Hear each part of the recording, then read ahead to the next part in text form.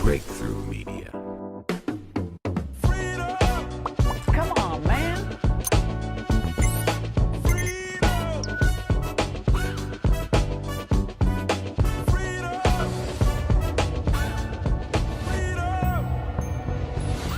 You get a job and up everything. Everything? Everything. This everything. Gas, water, air, everything. Don't watch the news. I don't need to watch the news. I don't need to. Why? But let me tell you this. Do you know who Christine Grady is? No, we don't. Okay. Christine Grady is the director of the NIH. Do you know what that is? The NIH are the people who give jobs to the FDA for the vaccine to go into humans, right? Okay. Did you know that she's the wife of Dr. Fauci? No. Huh. Do you think that's an accident? I don't know. I don't. You should all be ashamed.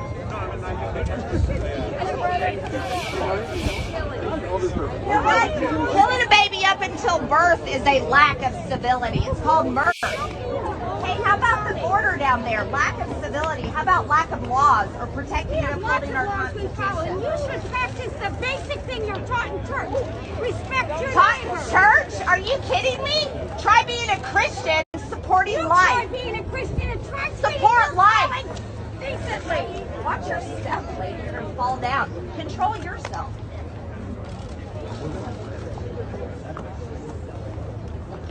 Qualifies as collusion. The product of collusion. And collusion? And it seems like years ago that we were hearing that Trump was colluding with Russia, that he wouldn't have won the election without Russia, that his whole presidency was a kind of Putin plot. Well, there's now serious evidence that it was the Clinton campaign and Hillary Clinton acolytes that were directly involved in the generation of what has proven to be a conspiracy. Untrue. Think about how much media you watched. Me, a person who I would think, broadly speaking, is from the left, a liberal, certainly not a Trump supporting Republican, with respect to those of you that are, I find myself in awe, gobsmacked, flabbergasted and startled by these revelations that Russiagate was a democratic conspiracy.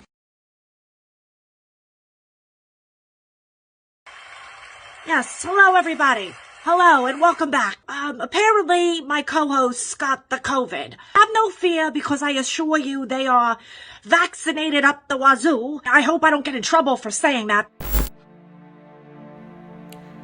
If they don't care about a defenseless life in the womb, why would you think these governments care about you or your family? This is all about them, their agenda, and their reshaping of the world at any cost. The only way it can be stopped, if the Lord returns, and if the Lord should tarry, we unite and stand up. I may not agree with your lifestyle, you may not agree with mine. I might not like your belief or agree with it, you may not like or agree with mine. But we need to set that aside for now. This assault is against all of us. It's not about COVID. COVID is a tool to instill fear. They're bringing in more disease. COVID is bad enough, right? Parts of our country are already very poor. Leave Martha's Vineyard sometime and you'll discover that. America could be on the brink of getting much poorer. This is the last thing we need. And it was preventable, very easily preventable. The United States government holds tremendous sway over the Mexican economy. So with a single phone call, Joe Biden could have made absolutely certain that the Mexican government sent these migrants back to where they came from. But Joe Biden has not called to do that. And he hasn't because he wants these migrants here in the United States, and so they are coming. He did this on purpose. Thousands of Haitians, as you just saw, have swarmed Del Rio, Texas, which is not a big town. As of this morning, there were close to 7,000 so-called family units under the bridge there. More than 300 of those units included a pregnant woman. All of these migrants, says the Biden administration, will be allowed to stay in the United States, no questions asked, and the children born here will, of course, instantly become American citizens. None of these people, you should know this because it's telling, will undergo any kind of background check, like the background check you endure if you were to try to, say, buy a 12 gauge, according to your constitutional rights. None of them either will be forced to abide by vaccine mandates. So you need the shot to work as a nurse or for the sanitation department or anywhere.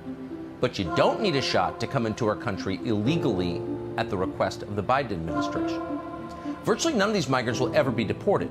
Of the more than 3,000 illegals processed in Del Rio on Sunday, only 327 were supposedly deported to Haiti. What are we leaving our grandchildren? If we don't stand up now, we are leaving them slavery.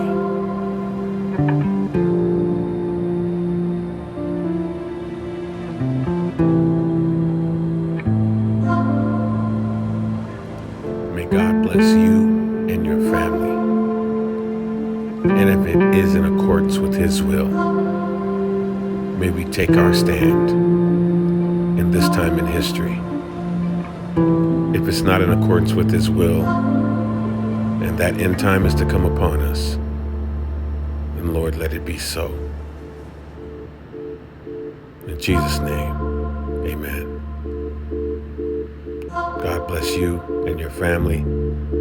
God bless the United States of America. As truth be told, without us in place, it's all going to collapse. And not because we're all so great, but because God made our country great. Peace.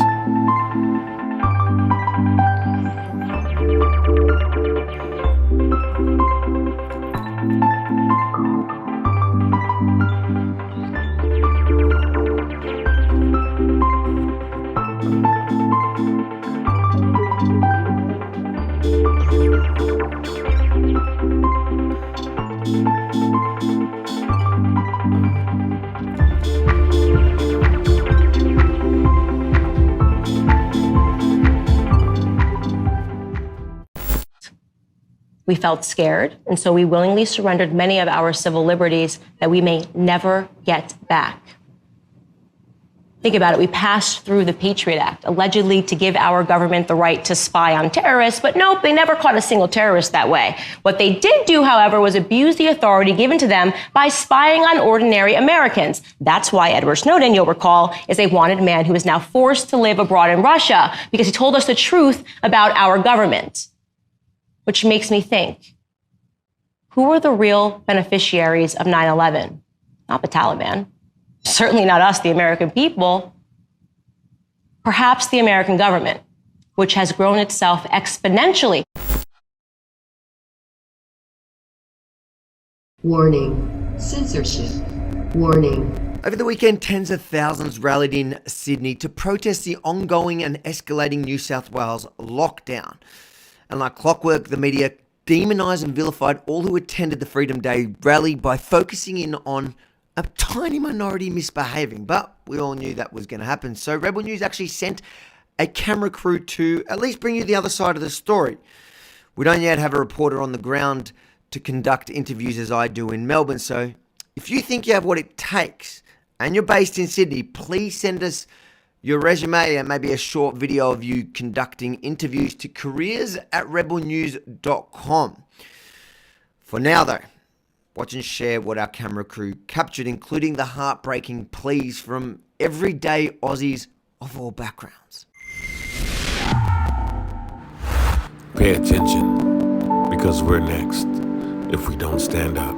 To be honest with you, I didn't know that today was going to be running at all. I was going for a drive and I heard on the radio that there was a few roads blocked and some protesting going on. I have no idea who organised this today because there's way too many people here for it to be sudden. We heard about this not from the TV but through word of mouth. Word of mouth spreads faster than the news. When I saw that in the street, I was almost crying. It was extraordinary when we saw people just coming out of every side street out onto the park. We're here today to represent the people that don't have the courage to come out and stand up for their rights. We're the voice for everyone. It's very simple. Welcome to the socialist nation of Australia. We won't let that happen. There's only one right here, and it's called freedom. freedom of choice, freedom of speech, and some people have been arguing for years about it's my body, my choice.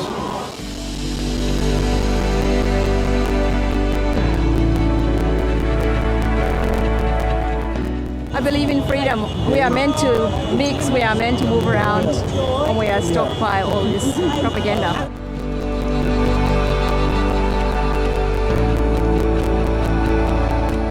Now there's going to be a segregation, a divide. This is not okay. We deserve a choice, not manipulation and bullying. Like, why is there this much force on something? Anything that is good for us should be out of our own free will. We're living in a time where we're being bullied by the media bureaucrats, and we shouldn't be. I mean, who gets to dictate that? Any dissenting type narrative has been blocked from the media, and anyone who talks negatively about lockdowns and all that appears to be blocked. Facebook will tell you it's potentially misleading information. It's not even up for discussion. They feel entitled to put all these things in place without public debate going on. It's all, under the guise of public health, anti-terrorism. Anyone who has a critique of the government is labelled a terrorist in this kind of climate. It's really concerning. Because I'm a disability nurse and I'm going to lose the job that I love of 9 years because they're mandating this within the health industry. So many people in my industry are on board with me. I'm in health care, so that for me is a no-no. Don't force it on people. You want to take it, take it. What's the point? Like, who cares about it, man? Australia's a free country, man. It's a beautiful country. They're all in our country. Who's going to pay the bills? Who's going to pay the mortgage? The bank still wants their money. There's no hope for the younger generation locking us down. There's no hope for anyone. People are dying from suicide and depression. You don't hear about that, do you?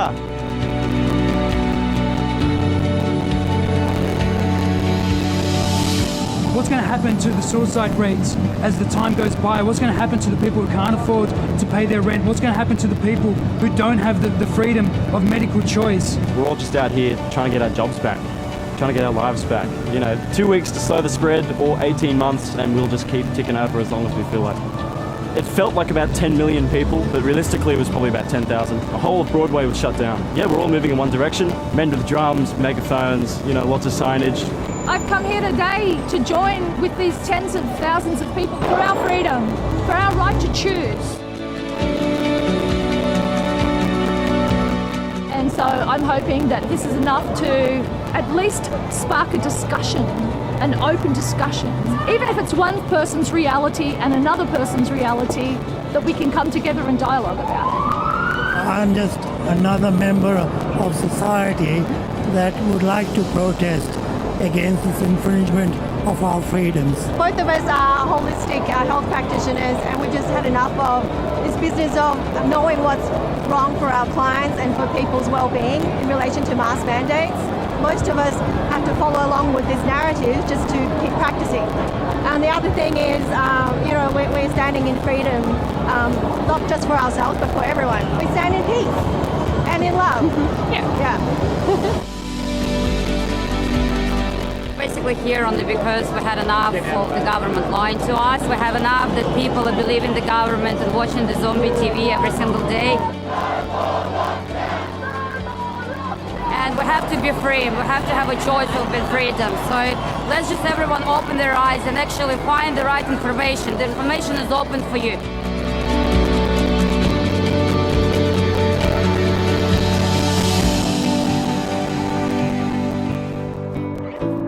We think we have the right to protest in this country. Special, we came to this country, I came here, she was born here, to have a freedom. We didn't have any freedom in our country. How come Black Lives Matter protest happened and it was allowed? That's my concern. Why is that allowed and why is this not allowed? This is freedom of speech. This is freedom for our rights.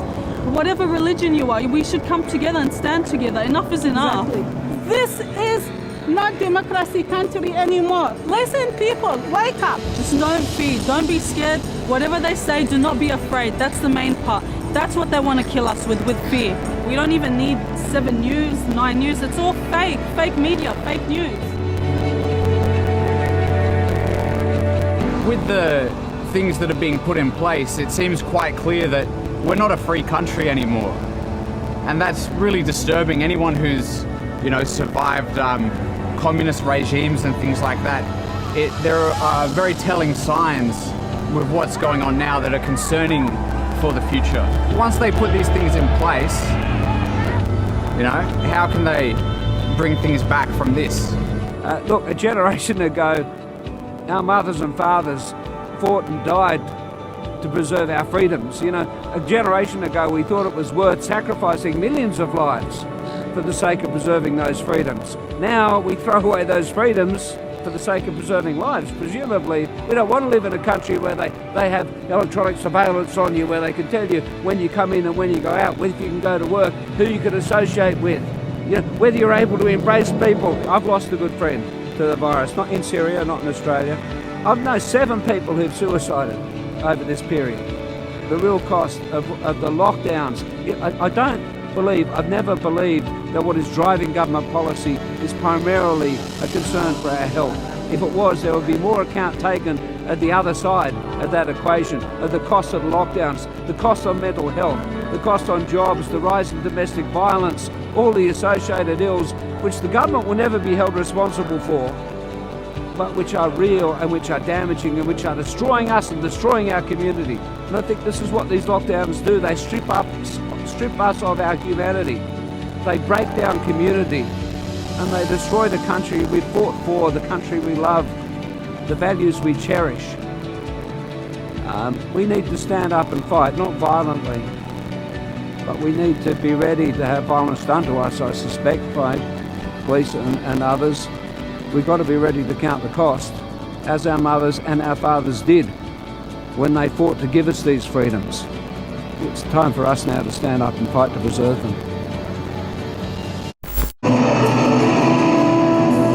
Gentlemen, whenever you have a group of individuals who are beyond any investigation, who can manipulate the press, judges, members of our Congress, you're always going to have within our government those who are above the law.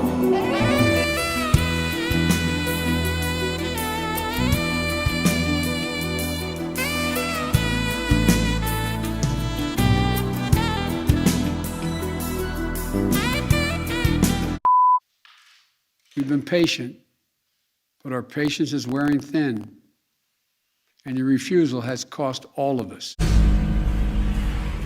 I think you all know that I've always felt the 9 most terrifying words in the English language are, I'm from the government and I'm here to help. Flash forward to now, when we are hearing things like this from the White House.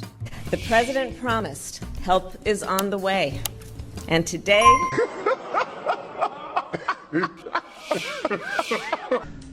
Help has arrived. We're screwed, aren't we? I look at freedom and I appreciate that.